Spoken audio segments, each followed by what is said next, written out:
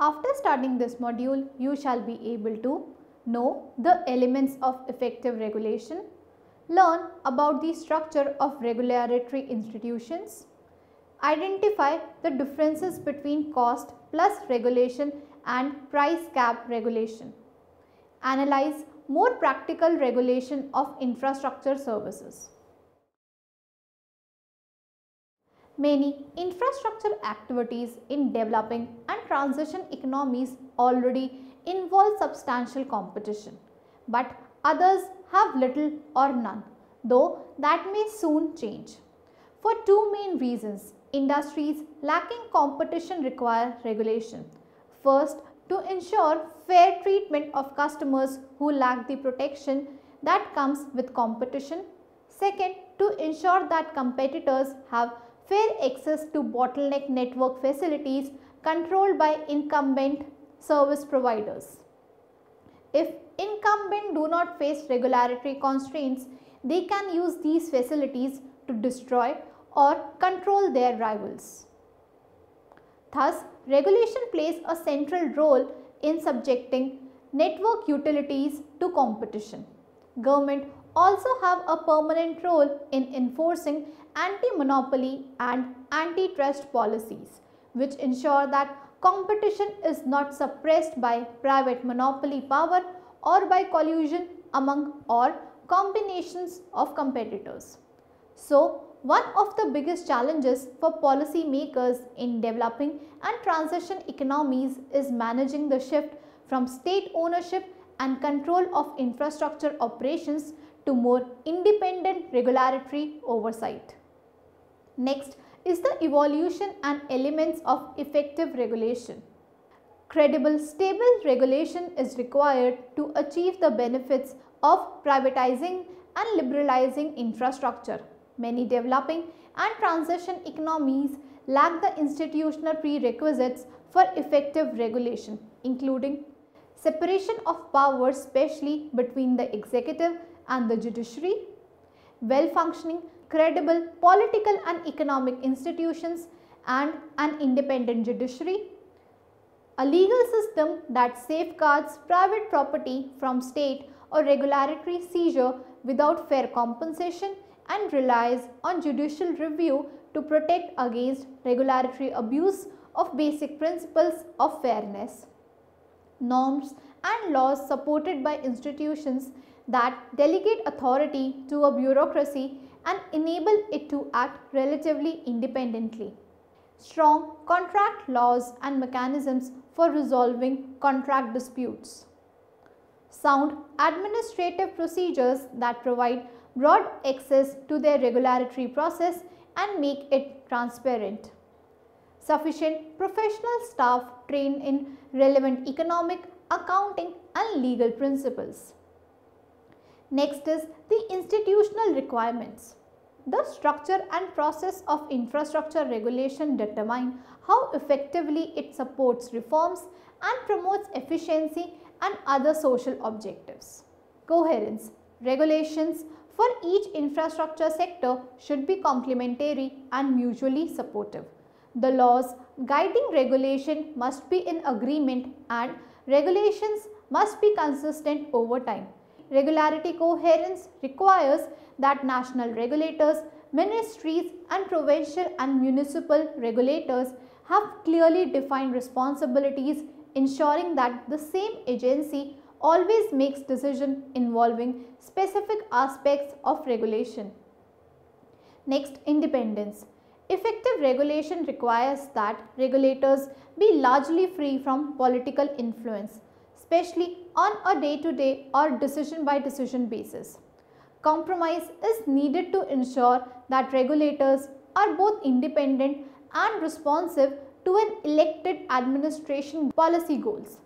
Safeguards that can help achieve such compromise include giving the regulator statutory authority free of ministerial control, setting clear professional criteria for appointing regulators, requiring that both the executive and legislative branches participate in appointments, appointing regulators for fixed periods and prohibiting their removal without clearly defined cause subject to formal review, staggering the terms of an agency's board members so that they can be replaced only gradually by successive administrations, funding agency operations with user fees or levies on service providers to insulate agencies from political interference through the budget process, exempting agencies from civil service salary caps to enable them to attract and retain well-qualified staff, prohibiting the executive branch from overturning an agency's decision except through new legislation or judicial appeals of existing laws. Next is accountability. A regulator's independence should be reconciled with its accountability. It is difficult to strike a proper balance between independence and accountability, but certain measures can help.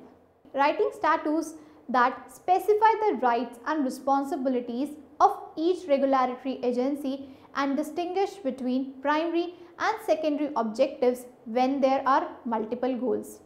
Subjecting agency decisions to review by courts or another non-political entity. Requiring regulators to produce annual reports on their activities and subjecting their performance to formal reviews by independent auditors or legislative committees. Removing regulators that act inappropriately or incompetently. Allowing stakeholders to submit their views on matters under review and requiring regulators to publish their decisions and the reasons behind them. Next, transparency.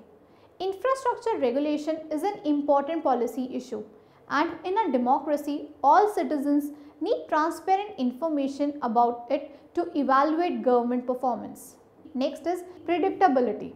Regulatory agencies are predictable if they follow the rule of law, particularly respect for precedent and the principle of stare decisis. Respect for precedent means that regulators reverse past decisions only if they have created significant problems. Stare decisis requires that cases with the same underlying facts be decided the same way every time.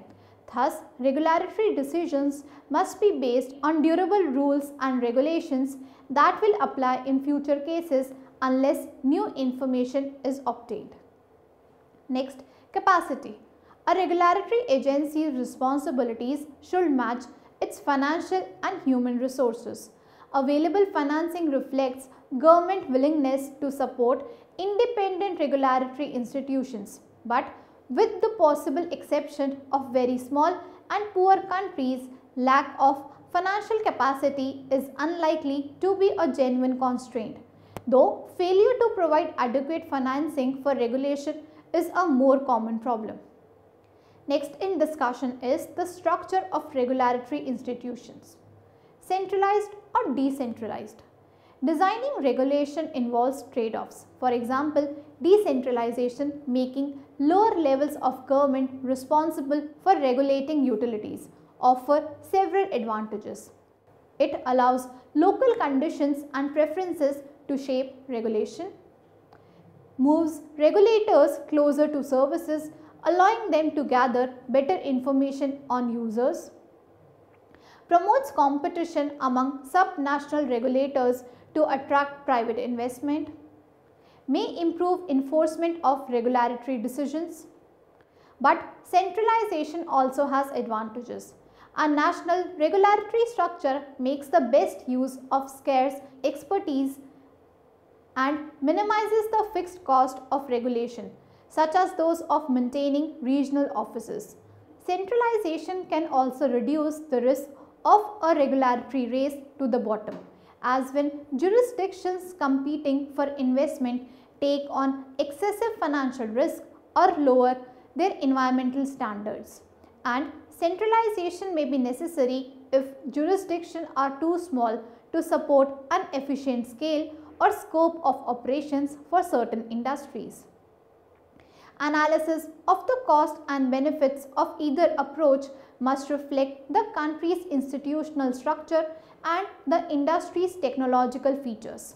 Still, several general conclusions can be drawn. First, small or poor countries may have only one effective tier of government. Large or rich countries have far greater potential for decentralization and more options in assigning different regulatory tasks to different tiers of government. But while multi-tiered approaches are the norm in large industrial industries, they increase the complexity of establishing new systems in developing and transition economies. Second, spillovers over jurisdiction and industry boundaries depend on the industry. Multiple agencies or just one. If regulatory responsibilities are assigned to a single tier of government, the government creates industry-specific regulators or a single agency with a broader mandate. Establishing separate agencies has advantages. It recognizes the unique economic and technological characteristics of each infrastructure industry and enables regulators to develop industry-specific expertise. It also mitigates the risk of institutional failure and encourages innovative responses to regulatory challenges.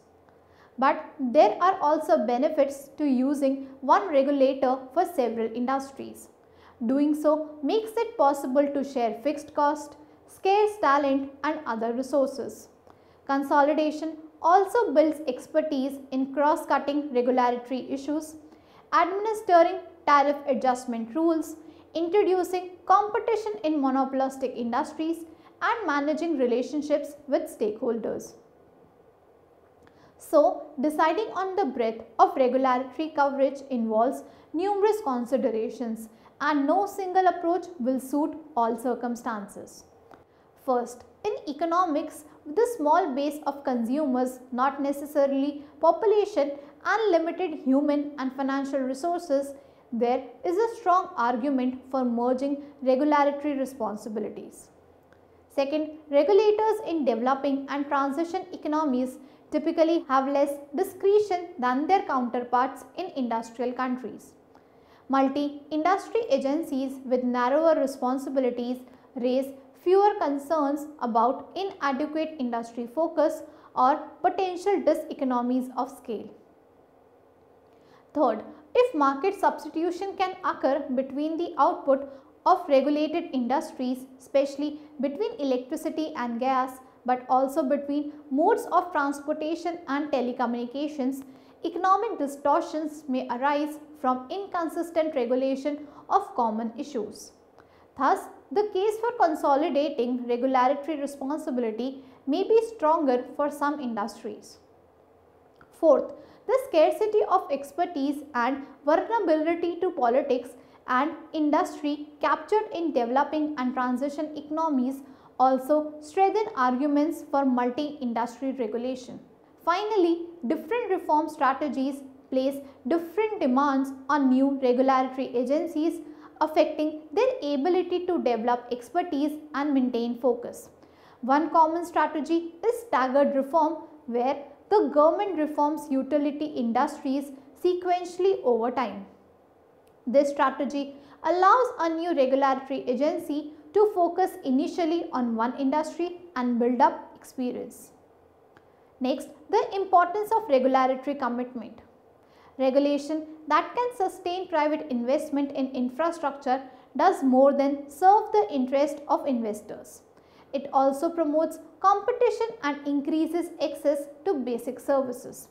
Such regulation must be clear and credible, ensuring investors that regulators are committed to fair, consistent and sustainable policies and procedures. Next, commitment through administrative procedures.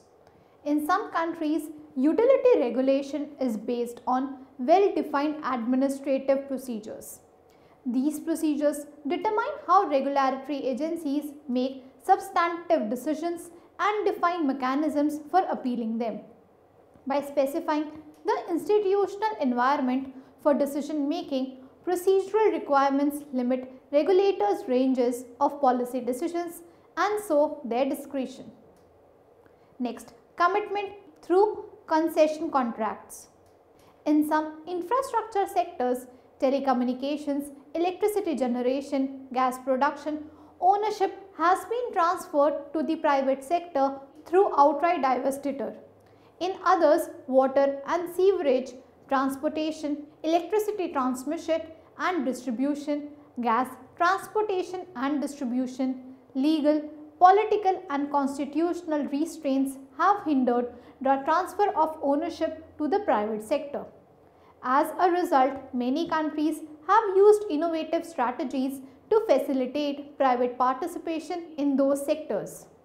Concession, lease or effermage, and to a much lesser extent management contracts have emerged as attractive alternatives to outright privatization. A concession contract grants a private company, typically through competitive bidding, the exclusive right to provide a service for a specified period by using existing facilities and developing new ones. Thus, a concession agreement entails only a temporary transfer of assets to the private sector. At the end of the concession period, the assets are transferred back to the public authority. Next, commitment through substantive economic restraints. Government discretion can be limited by having regulators publicly articulate the basic economic principles that guide their policy decisions. These principles would allow space for regulation to adapt to changing market conditions and require regulators to refrain from unilaterally imposing policy or rule that changes undercut promised investment value, refrain from intervening in activities of regulated firms that relate to competitive markets or at least markets not identified as protected natural monopolies. Avoid expanding regulatory interventions without demonstrating that the benefits outweigh the cost. Ensure competitive service quality and prices by avoiding privatization deals that results in higher prices than necessary, allowing consumers to challenge deals that result in higher prices in return for higher government revenue, using price cap mechanisms to control regulated monopoly prices, and allowing consumers to seek rate adjustments if service quality falls far short of that promised in a privatization agreement. Provide consumers suppliers of complementary and substitute services, suppliers of inputs, and investors with signals and incentives for efficient actions by ensuring that prices reflect the value and marginal cost of services and by giving service providers pricing flexibility. Require infrastructure monopolists to give rivals open access to their bottleneck facilities at prices with the same markups as the competing services sold by these monopolists. Pay competitively neutral attention to social goals pertinent to each infrastructure sector by targeting subsidies as much as possible and requiring that any surcharges or taxes imposed have equal effects on the prices charged by competing suppliers. Next, balancing commitment and flexibility. To encourage efficient performance, a regulatory system must be able to adapt its mandate and rules in response to new challenges, circumstances, information, and experiences. Such flexibility is especially imperative in sectors experiencing rapid technological and market changes. Next, mechanisms to regulate prices. 5 basic goals should design the price regulation. Rent extraction, setting rates that strike a socially acceptable compromise between the interest of investors and consumers. Supply side efficiency, providing signals and incentives for suppliers and investors to increase efficiency. Demand side efficiency, providing signals and incentives for efficient consumption of regulated utility services. Revenue adequacy, allowing regulated firms to earn sufficient revenue to attract needed capital. Fairness, ensuring that prices are just and reasonable and contribute to universal service goals without creating significant distortions. These goals cannot all be achieved simultaneously. Indeed, practical regulation entails trade-offs among them. Two alternative mechanisms for regulating prices are cost plus and price caps. This section analyzes these approaches and their likely implications for pricing policies. Cost plus regulation. Policymakers have been attracted to this mode of controlling utility behavior because it seems fair to both the regulated firm and its customers. It permits the firm to earn sufficient revenues, including a fair return on its investment, by passing its cost on to consumers through the prices charged. It is also designed to protect consumers from monopolistic pricing distortions. One of the attractions of cost plus systems is that they are likely to attract investment to a regulated sector because investors know they will recover their operating and investment cost, perhaps with a return that exceeds their cost of capital. These systems shift a variety of firm and market-specific risk to consumers, satisfying the goal of revenue adequacy. Moreover, by holding revenues close to cost, cost plus systems keep utility services reasonably affordable. These are important considerations given the socio-economic characteristics of many developing and transition economies and their substantial requirements for infrastructure investment. Still, cost plus systems have shortcomings. The firm has an incentive to engage in accounting controversies and to pay its cost to convince the regulator to approve higher prices. These systems allow considerable scope for such behavior. A range of estimates is possible due to conventions for calculating depreciation, procedures for allocating joint cost between regulated and unregulated outputs, and procedures for calculating capital cost. Unless the regulator has a well-developed cost accounting system to audit the firm's cost, the firm can misrepresent them. If that happens, the regulator will set prices too high, frustrating its rent extraction goal. Moreover, in the presence of asymmetric information about the firm's capabilities and the level of managerial effort and other costs it must incur to realize a specified level of operating efficiency. A pure cost plus regime distorts the firm's incentives to minimize its cost, even if the regulator has sophisticated auditing technology. Because the firm is not rewarded for reducing cost, it has no incentive to do so. In addition, the firm has incentives to expand its rate base by adopting excessively capital intensive technology. So, although consumers pay prices that just cover the firm's cost, such cost may be too high. As a result, rent may accrue to the firm's managers, employees and input suppliers, undermining supply side efficiency. The tendency of prices to adjust slowly to changing cost, commonly referred to as regulatory lag, restores some of the incentives for efficiency lost under a pure cost plus system. By partly decoupling prices from cost, the regulatory lag imposes penalties for inefficiency and incorrect guesses and rewards efficiency by permitting the firm to keep the profits it earns from cutting cost and improving performance. Moreover, regulators normally have the authority to disallow operating and capital cost that they find imprudent or unnecessary. The threat of disallowing such cost encourages the firm to make efficient production decisions.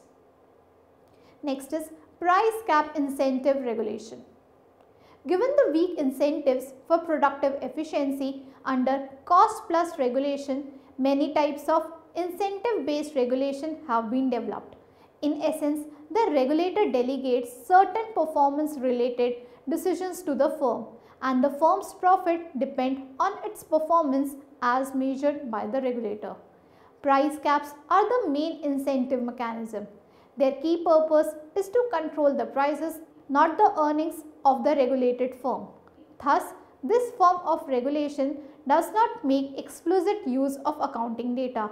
Under price caps, the regulator defines a set of prices or a weighted average of prices for different services that the firm will be allowed to charge. The firm is free to price at or below these ceilings. Estimates the ability of firms in the regulated industry to limit cost increases and compares that with firms in other industries. The estimated differential in productivity between the regulated industry and the rest of the economy is called the X factor. Specifies a formula for adjusting prices or the weighted average price over time to reflect input inflation, easily observable changes in cost beyond the firm's control, and the expected rate of productivity improvement X factor. Thus, price cap regulation severs the link between the firm's authorized prices and its realized cost. In a typical price cap plan, related services and products are grouped into categories often referred to as baskets. Alternatively, all services may be bundled in a single basket. An overall price cap is set for each basket. This index ceiling is usually a weighted average price for all regulated services in the basket. Moreover, the firm can set the price of any service in a basket as long as it does not exceed the index ceiling. All the restrictions are often imposed on the prices of individual services to protect specific groups of consumers or promote socially important services. Thus, the firm can rebalance its prices over time. In a pure price cap regime, the firm's realized cost and profits do not enter into the regulatory contract. Once the index ceiling and its path is set, they are not changed. The firm has strong incentives to pursue cost reducing innovation, use the lowest cost technology, operate with no waste, and report its cost truthfully. At the same time, consumers are protected because prices do not vary with the firm's reported cost. Actual price cap regulation, however, is not as straightforward as the theoretical case. Price caps do not last indefinitely.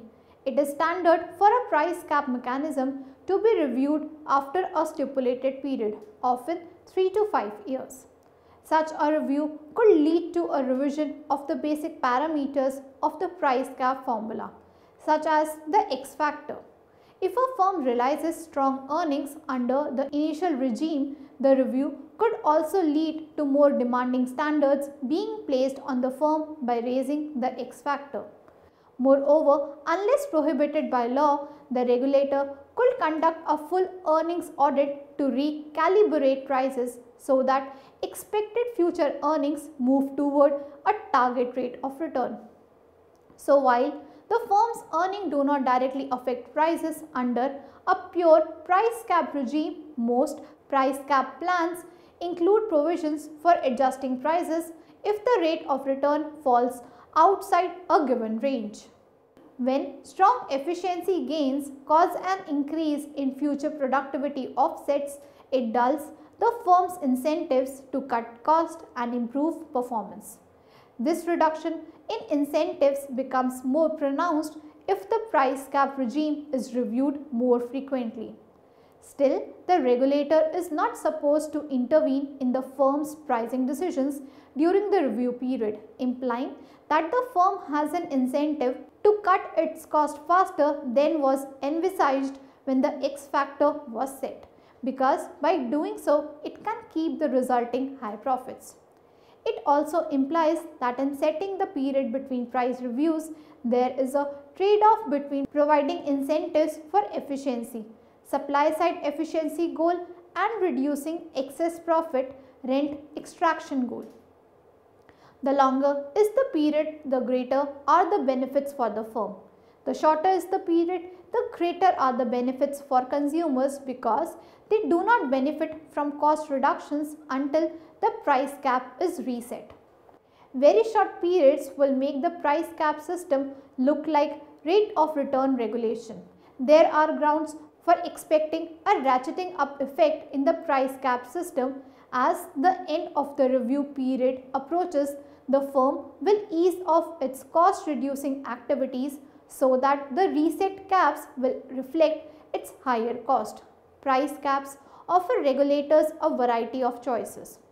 Which services will be subject to a price cap? Which services will be used to construct the price index? Will certain cost increase be automatically passed on to the consumers, and if so, to what extent? Next is hybrid regimes. Most practical regulatory regimes are hybrid schemes that involve trade-offs between supply side efficiency, capital attraction, rent extraction, and demand side efficiency. These mechanisms aim to share cost benefits and burdens between the regulated firm and its customers. For example, under some profit sharing mechanisms, the firm is allowed to keep all profits as long as the rate of return revenue falls within a specified range. That approach retains incentives for firms to achieve cost efficiency. But if the rate of return falls outside this range, consumers receive a portion of the gain or loss, weakening the firm's incentives. Overall, incentives for cost efficiency are stronger under such profit sharing schemes than under rate of return regulation, but weaker than under price caps. Similarly, institutionalized regularity lag restores some of the incentives for cost efficiency lost under the rate of return regulation. Next, choosing between rate of return and price cap regulation. From a public policy perspective, the choice between rate of return and price cap regulation is an empirical question. Comparative linking of prices to cost. One area where the difference between the two mechanisms has been exaggerated is the extent to which they link prices to cost, and hence their different implications for the trade-off between incentives for supply side efficiency and rent extraction. Under price cap regulation, prices are not linked to cost, and incentives for lowering cost are strongest if the cap is never reset. But that approach is politically untenable if the regulated firm earns extremely high profits at any point. Moreover, nearly every price cap regime is periodically updated at preset intervals. Regulators typically use these updates to eliminate excessive returns and to pass on to consumers through lower prices a portion of the efficiency gains the firm made in the previous period. Even if political considerations are discounted when setting a price cap, the regulator has to forecast future costs and revenues to ensure that the firm will be financially viable. Otherwise, having no link between prices and cost could bankrupt the firm and disrupt service. Price cap regulation with periodic updates is similar to rate of return regulation with regulatory lag. Cost plus rate of return regulation, on the other hand, never involves ongoing hearings. The process typically involves periodic reporting of profits and other service measures. Hearings are initiated by firms, regulators, or interested third parties, with firms being the most common source of request. Inflation is an important determinant of the frequency of reviews. When inflation is low, reviews are infrequent. Next, comparative price flexibility. In theory, price cap regulation controls only the firm's average prices, leaving it free to change individual prices in each basket of services. By contrast, prices are rigid under rate of return regulation. But in practice, the difference between the two schemes is not as pronounced. In addition to its overall price controls, price cap regulation often limits price changes for individual services. With separate baskets and basket-specific restrictions, price increases in one basket might not be allowed even if they are offset by reductions in another basket. These types of restrictions can severely limit a firm's pricing flexibility under price caps. Moreover, under cost-plus regulation, firms have some flexibility in pricing non-core services. They often also have the authority to cut prices and to raise them through automatic adjustment formulas. Next, comparative regulatory discretion. Price cap reviews give regulators significant discretion over future policies. By contrast, under a rate of return regime, the regulator has a statutory obligation to ensure that the regulated firm earns a fair return. This commitment implies that rate of return regimes are less prone to renegotiation than price caps. Next, comparative information and human capital requirements. Most developing and transition economies do not have well-established cost accounting and auditing systems, and as noted, they often lack regulatory expertise. Thus, the information and human capital requirements of different regulatory mechanisms are important. Given typical inflation rates in these countries, hearings could be common under rate of return regulation. At the end of each review period, price caps require similar information as rate of return systems. They also require forecast of relevant variables through the next review. So, setting up and revising price caps requires the same type of professional skills as a rate of return system. But far less professional input is received between reviews. The regulator only has to verify compliance with the price cap by monitoring changes in a well-defined price index. Thus, price caps will likely require much less information overall. Next, the choice in practice. The optimal choice among regulatory mechanisms depends on a variety of factors: the quality of accounting and auditing systems, the availability of economic and technical expertise, the efficacy of the tax system, the sector's investment requirements, the government commitment powers, institutional checks and balances, and overall macroeconomic stability. Some of these will change over time. Thus, different stages of national development have implications for the choice of regulatory regimes. During the first stage of regulation with scarce expertise and poor auditing and monitoring, price caps with provisions for adjustment are likely the best choice. Initial prices might need to be high to attract capital and ensure firm viability, but increased investment and supply side efficiency should compensate for them. This stage should be used to improve regulatory capacity and accounting and auditing systems. Once these conditions have been met, the second stage can promote cost-plus mechanisms that facilitate large-scale sustainable investment, especially if government credibility improves at a slower pace, and achieve the rent extraction goal in the face of continuing high cost of public funds. As development continues with the complete infrastructure system expansion and enhanced commitment powers, the optimal solution is to move to hybrid regulation. Regulation that provides a credible commitment to safeguarding the interest of both investors and customers, particularly when economic shocks create political pressure to shift the balance of power among competing interest groups, is crucial to attracting the long-term private capital needed to secure an adequate, reliable supply of infrastructure services. Successful reform requires regulation that clarifies property rights, allocates them sensibly, and assures private investors that their sunk investments will not be subject to regulatory opportunism.